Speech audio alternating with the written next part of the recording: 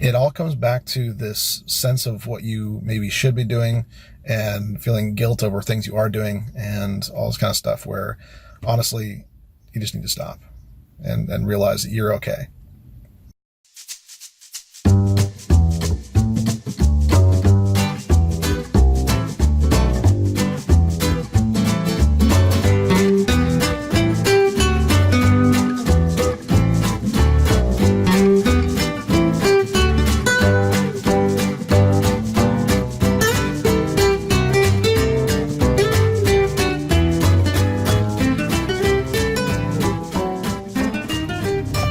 Hey, welcome back.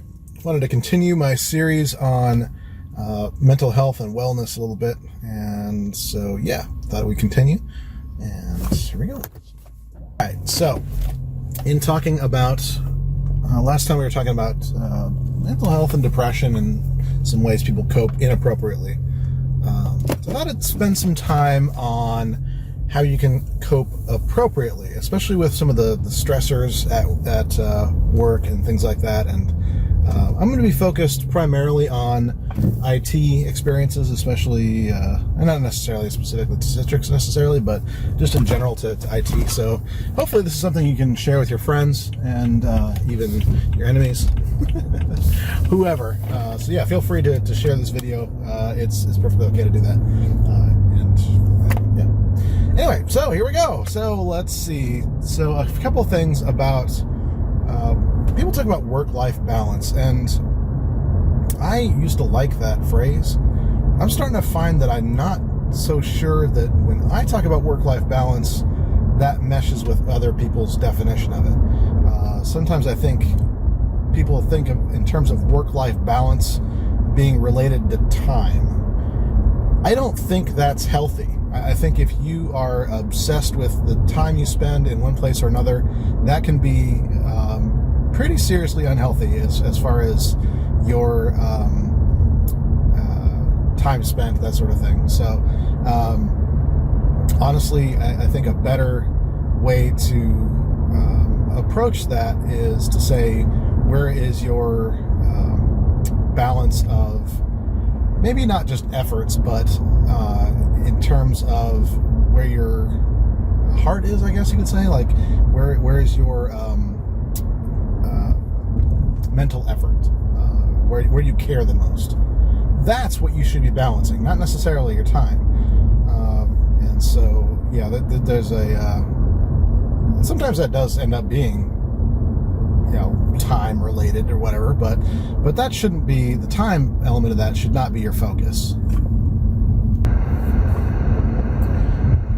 Speaking of time, there's another thing that I want to dispel a myth about, and that is, okay, let me back up. So last time I talked a little bit about the kind of notion of you're over dependent on or whatever, where you are so overworked that you basically make a system where you're the only one that can fix the problems, where you're the only one that is either capable or willing to do it. Yeah, so that can translate into some problems with time management as well, where you find yourself at work all the time and you're not really moving the needle forward, that sort of thing, if you want to use that metaphor. But the long and short of it is that if you're spending more than 6 hours of the day working, in my opinion, something might not be right. If you're not able to spend portions of your day doing things like researching and listening to others, and sometimes that'll include things like meetings and things like that, but the honest truth is, if you are in a position where your tasks or whatever that are important to do for the day are taking you more than 6 hours of a day, and it's not true for everybody, not true of all circumstances, but it may be something to evaluate whether you are in that position where you're over dependent on, or have that perception that you're over dependent on. I think the challenge is with that, sometimes that is not reality, that you are actually in a place where Well, the reality is that you're thinking you're the only one that can do it, or you're thinking you're the only one that's being dependent on. The reality becomes, though, that you will, again, let's look at the long-term path. Where does that lead? Where does that go? And in most cases, where that goes is in you quitting because you're frustrated. And yeah, so if you ever ask yourself, I mean, we say all the time, oh, this place will fall apart without me, blah, blah, blah, that sort of thing. But the reality is, no, any business that is well built at all will not depend on one person for sure. So if you have those kind of thoughts, or I'll go ahead and call them delusions, then you may want to do some reevaluation of your true life work in general, or where you're working for. Is it the right company anyway? Are you being managed appropriately? That sort of thing. So as far as the 6-hour challenge, my challenge to you is to only work for 6 hours of a day and observe the results. Did things fall apart? Was the world coming crashing down around you? My guess is that what will happen, and this is, I guess, part of the challenge, is that you will find that people get by, or you'll find that you're doing a lot of tasks that are not necessary, that are, I guess, beyond what needs to be done to really do it. In other words, your priorities might be a little bit off if you can do a 6-hour workday and things are falling apart. So for traffic, I will pause. So you can let me know in the comments or in the Citrix Hero community at community.citrixhero.com what you think of that challenge. What was it, something you feel like you can do or not? In most cases, most people I've confronted this with is that feeling of panic, like there's no way that they could get away with that. They'll say, I would never be able to only work 6 hours, which means you're never going to be able to take a vacation, which means that the first time there's a major mistake, you'll be the one that's blamed, which means that your career is going nowhere. Let me say that again. If you can't condense your work into a 6-hour portion of your day, your career is going nowhere. And I mean that. That's something I'm very, very serious about trying to break down here. That means that you are not focused on growing. You are focused on just doing. More importantly, you're not focused on why. You're focused on what, or sometimes even how, but you're just kind of just going along with the motions. In other words, someone else is leading your career forward.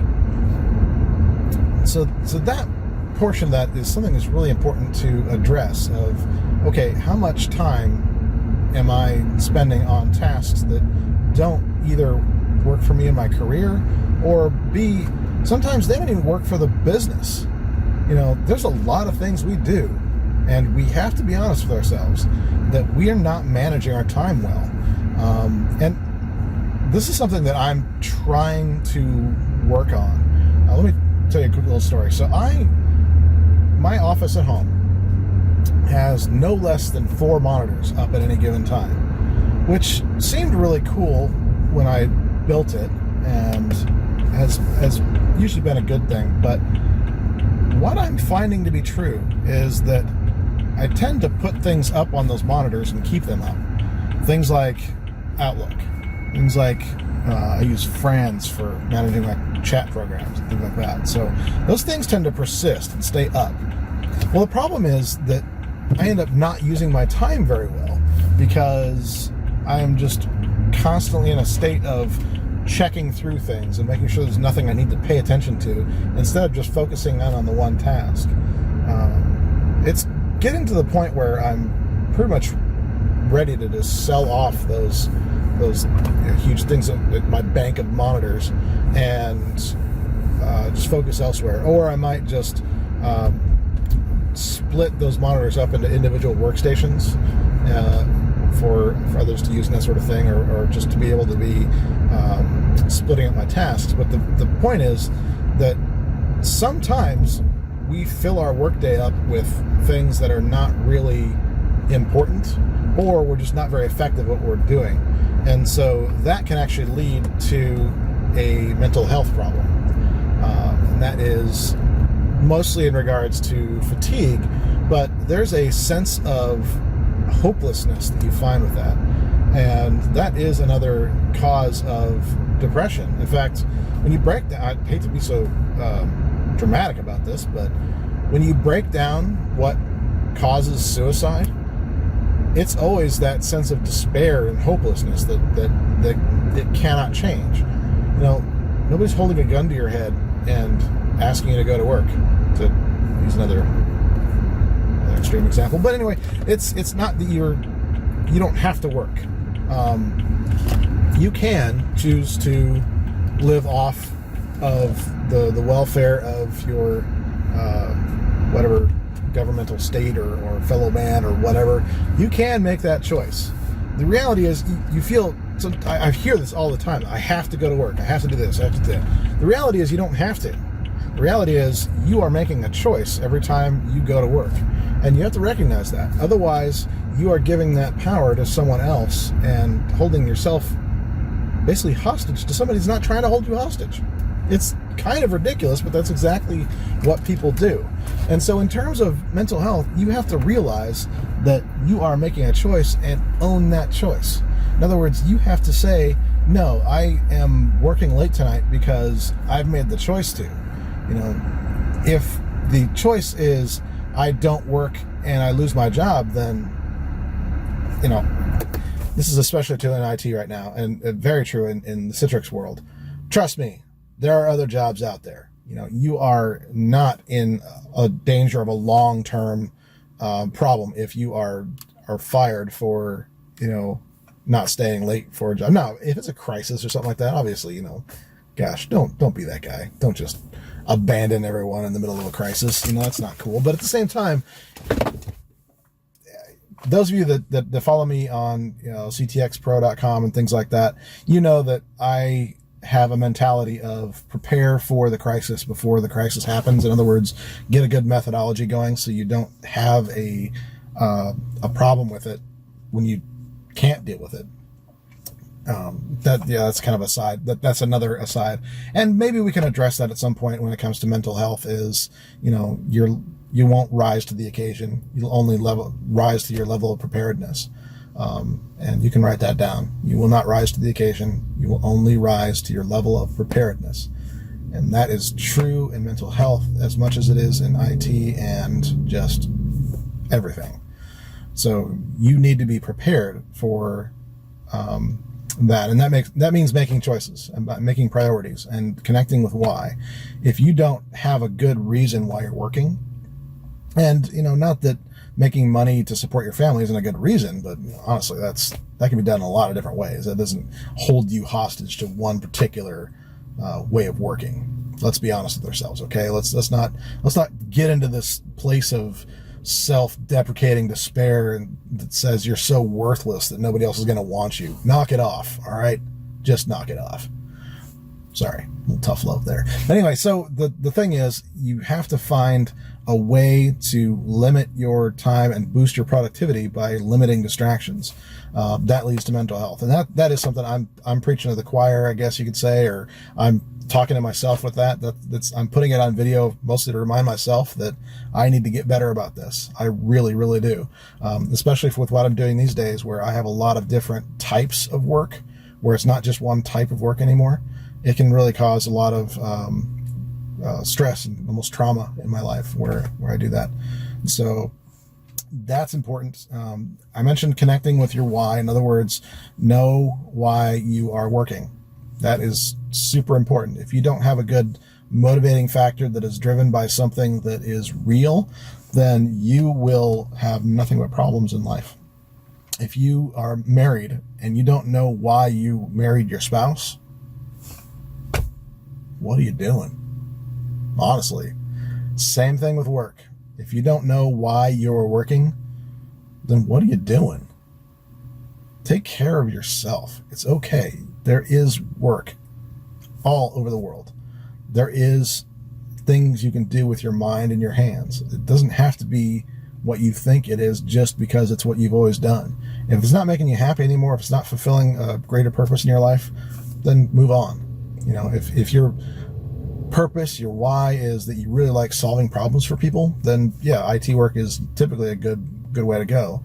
If you just enjoy the creation of things, then you might want to be more into like a programming kind of a thing or artistic kind of a thing rather than a IT support role, for example. There's a wide range of things. If you're more of a people person and you're stuck in a cubicle, maybe you'd be better off in like a sales role or something like that. There's lots of ways to go about working that if you don't broaden your mindset about these things, then you'll be stuck where you are. And honestly, that is not a very healthy place to be. Feeling trapped leads to despair, and the end of that road, like I said, is not a very pleasant one. So honestly, take steps to get yourself out of that. Make sure that you can be in a position where you can happily work 6 hours of effort every day and not be in a crisis, and use that the rest of that time for things that are helpful to yourself and to your company. Because honestly, let's be honest, most tasks are only a little help for your company, but you being proactive is way more healthy and way more valuable to the company.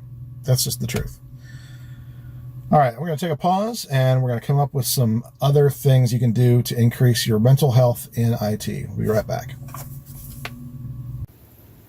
All right, welcome back. All right, so didn't have any more driving to do today, but I had more to say. So I thought I'd jump back into the studio here and say a few things. In fact, show you here just really quickly what I'm talking about with the monitors. So yeah, 4 monitors, that's a lot to process. And so I don't always recommend that. In fact, there's a lot of things about my office lately that I've realized are very clutter prone. And that's kind of a different topic, but it does kind of feed into the mental health thing a little bit, as far as making sure that you are working in an environment with fewer distractions, get the work done, and that sort of thing. So that's a concept that I'm trying to work through as a solopreneur who is working through a bunch of different things at once. So that is something that, yeah, we'll see. We'll use me as an experiment as I kind of declutter things around here. You can see that I have my wall here. It's not just for decoration. That's actually to help absorb some of the echoes I was getting from that wall. And so I've invested in these sound panels that I'm kind of playing around with and putting up. And I'm hoping that the uniformness of that will be less distracting. So it may not look as fun, but trying to create a uniform environment. And so I'll be also probably painting in here.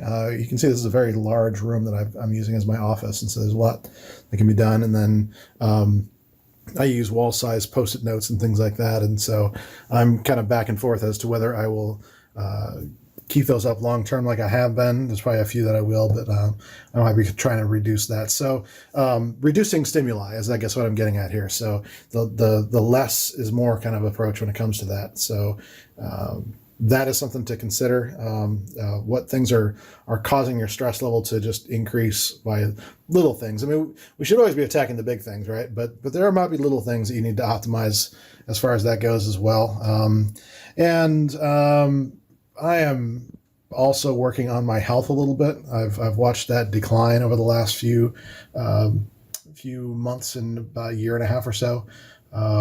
Putting on pounds and just not exercising and things like that. So that's another thing that I'm personally working on. That hopefully, it does help with the mental clarity. And there's just something about when your first impulse in the morning is to check your email, something's wrong. That's what's been going on with me lately. I would say is that, I'm always got some reason to check my email, and I need to just stop that and put some borders around that. And that is the other thing that I was going to talk to you about, or one of the other things I was going to talk to you about, and that is setting up borders and schedules. And what I mean by that is it depends on your work currently about how much you can actually do with this.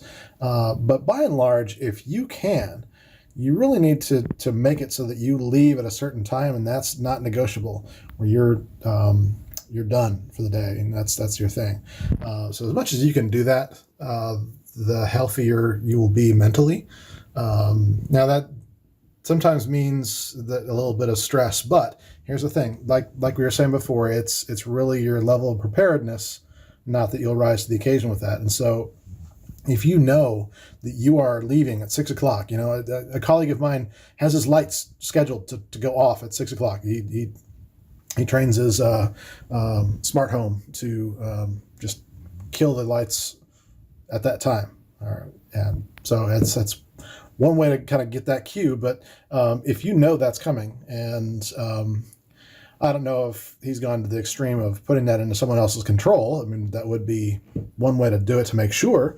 But if you know that deadline is coming, then you take steps to make sure you're ready for it. And so if you know the lights are going to go out, yeah, you're going to make it so that you can be prepared for that. And so that is one concept that I personally am trying to figure out how to adopt. When you work from home, it's kind of tough to do that. There's always something. And especially when you are in kind of hustle mode like I am currently, it becomes really tough because you might have like segments of your time that are split up. But it is important to do that as much as you can. I'm finding, like I said earlier, that multitasking is not entirely healthy. So some other things you might want to consider is, you can see up here, one of my passions is music. And so I am embarrassed to say I have not been playing these very much lately. And that is another thing that I'm recognizing a difference. And so getting a hobby that you're passionate about. Now there's some things you do just for craft or necessity. Like currently, I don't know why I'm getting some sense of satisfaction out of this, but I am, like, power washing the brick in my house.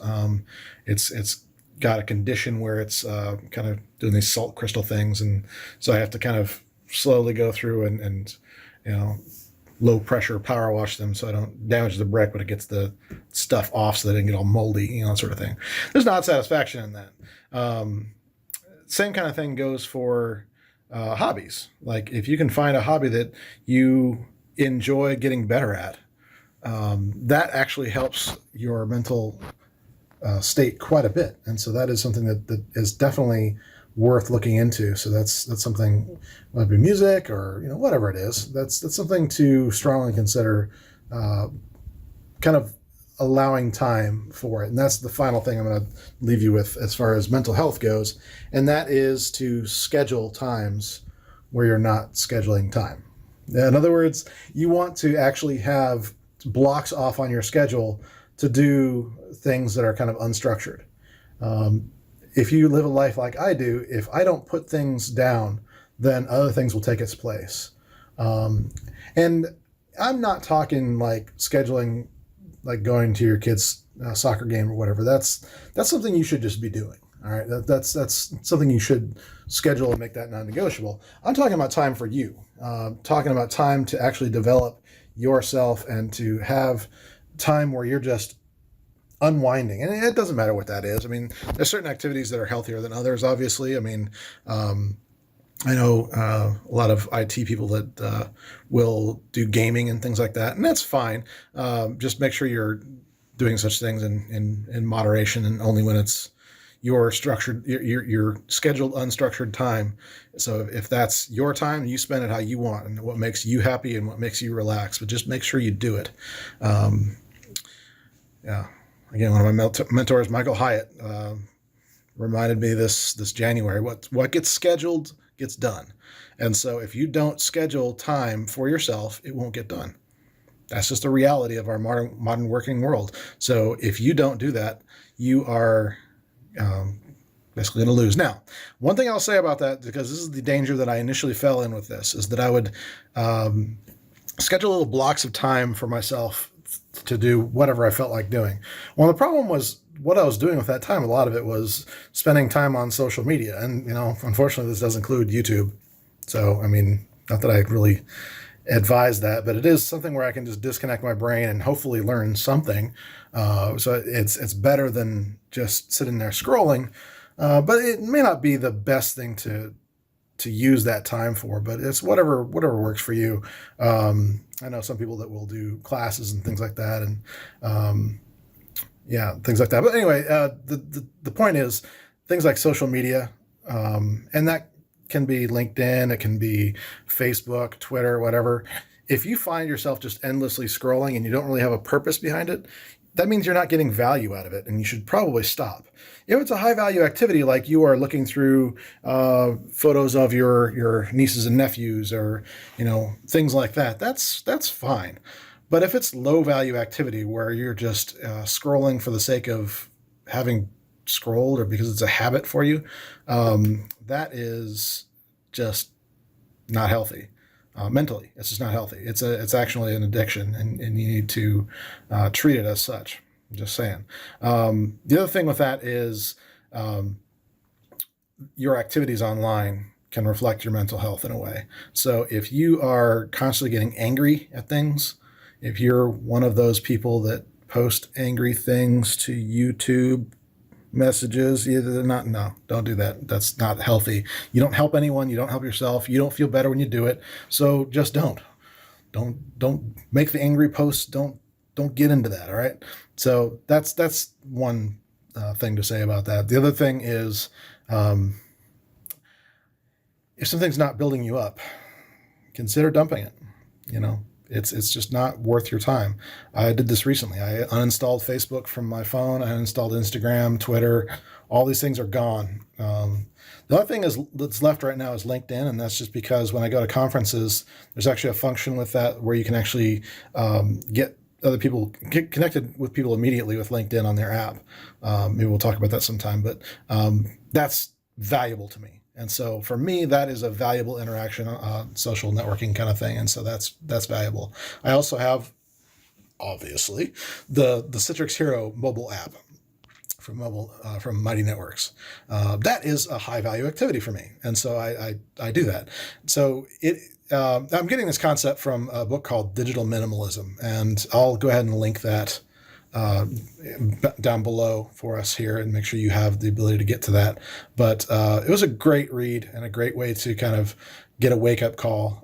He uses the example of the Amish, where they don't necessarily shun all technology. They shun technology that doesn't really have a benefit to them, or a real good solid need to be there sort of thing. So that's kind of a cool mindset when you ask me. I mean, not that I'm going to go become a Amish or anything, but honestly, it's a really cool perspective, and we can learn something from it. So I thought that was kind of cool to draw that into a digital world and kind of take on that concept of minimalism as part of it. So highly recommend that book. So that is that. I'll take a quick pause here. Okay. One little bonus. I'll give you one more tip. And this is both for mental health, but also just generally a concept you should embrace if you want to get ahead in the world of, well, technology for one, but just in general. And that is to invest in yourself. We do investments of stock and things like that, and we just throw our money into there and hope it'll do something for us. Well, man, that's a waste. If you can invest in one thing this year, invest in yourself, invest in your own skill sets, and do so in a way that actually, I like the kind of subscription mindset. Like, I actually just had gotten back where I was driving from when I started filming this video was actually from getting a massage. every month I have it just automatically withdraws from my account, and I have at least one massage I need to go to, or I just basically lose the money. So it keeps me accountable to scheduling that and going and getting that done, and having that not only just relaxation, but also just the physical benefits of that are good too. So that is something where I subscribe to that, and I just make that part of my life, and for me, who is a bit of a workaholic, if I'm being honest, scheduling things in like that, where I'm forced to go and forced to not be working for, if it's an hour-long massage, I'm not working for at least 2 hours of the day. And so it is that's work calling. That is a reality of my life. And so that is something where I encourage people to find things that better yourself, and find things that you subscribe to that better yourself. We have a lot of things that we subscribe to that don't better yourself. We subscribe to Netflix, and we I guess some things like internet and things like that are whatever. But eating healthier is another thing that I subscribe to. I have a subscription of a food service that sends us good grass-fed kind of stuff, that sort of thing, and that's a subscription that just comes out. And so I have that use it or lose it kind of thing going on. So there's a lot of things like that if you make it a priority and just make it so that it just automatically goes, then you are much more likely to, well, especially if you're like me and kind of have that mindset of, I'm paying for it, I should do it. Well, if that is something that is for your betterment, then you're much more likely to do it. So yeah, that is my advice to you on that. And that also, by the way, is why I run a subscription membership program. I could provide the material, on an individual basis, and probably will do that with some of the Citrix Hero content. But right now, my goal is to build people up. And so I need you to have that monthly recurring kind of engagement with me, so that we are building you up over time. And so that is why with the Citrix Hero program and the Citrix Professionals program that's coming up here, whatever we end up naming that, those are subscription based for a reason. Those are meant to be something where you are committing to that every single month. You're committing to growing yourself, and so that's what we want. And so those kind of things are the kind of reasons I do that. So if you want to learn more about that, just head over to ctxpro.com/membership, and you'll see the options I have there for you to invest in yourself and to grow your Citrix skills, but also your professional skills. And if this continues to go well, then there are some additional things that I'll be introducing as well. But those are always introduced first to the members. And so that's the other reason to join that for sure, is to make sure you're first in line to get some of this stuff. So, but the point here is that, to maintain mental health takes discipline. It is not something where you can just simply snap your fingers and all your problems go away, like you just Thanos'd them or something. No, it takes work, and it takes and when I say work, I mean effort that is meaningful. Work equals meaningful effort. So it's going to take that, but it is worth it. It is worth it for your family. It is worth it for yourself. It is worth it for the world around you. So take the effort, do the work, and take care of yourself. If you have any questions, feel free to put these in the comments, or you can email me at coachdj@ctxpro.com. Thanks, everybody.